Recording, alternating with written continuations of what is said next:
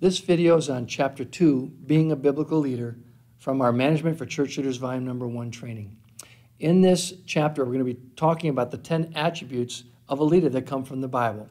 So again, you'll want to begin by looking at that instruction box at the beginning of the chapter to understand the purpose, what the key points are, how much time it should take, and some notes about how to teach this particular chapter.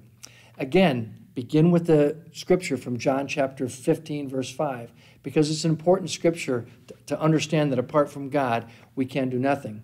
And what we're trying to do in this chapter is lay out some attributes and characteristics of a leader that we find in the Bible and to give examples of them to illustrate these 10 attributes that a biblical leader should have. Next, we go on to describe each of these 10 attributes, and then we give a biblical example from the Bible of someone who exhibited this particular attribute. You want to remember that the goal of this session, this chapter, is all about discipleship. We're trying to help these leaders become more like Christ. And so we go through each of these particular attributes to show how these might have been exhibited by characters from the Bible. Now, we also want to point out that the Christian leader's goal is always to make disciples. It's always to see Christ formed in others. So no matter what you're doing as a leader, that should be your main focus and your main goal. And in this chapter, we're just trying to help you understand some of the key attributes that a leader should exhibit, or what you want to work on with people that you're training, so they understand the main characteristics of leadership that they need to apply in their ministries and churches. One final thing, it's very important that you explain the examples for each attribute using the biblical models that we give in the manual. It's very important for each participant to understand these attributes and how they're applied in the Bible and how they can apply them in their lives and ministries.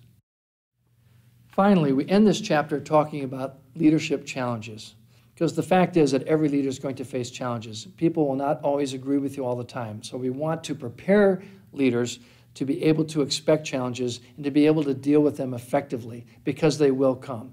And so that's how we end this chapter, talking about the challenges that leaders face. And so you want to be sure that the leaders understand that and that they're prepared for the challenges that are to come. There's an exercise for this chapter as well, and we call this a leadership self-evaluation.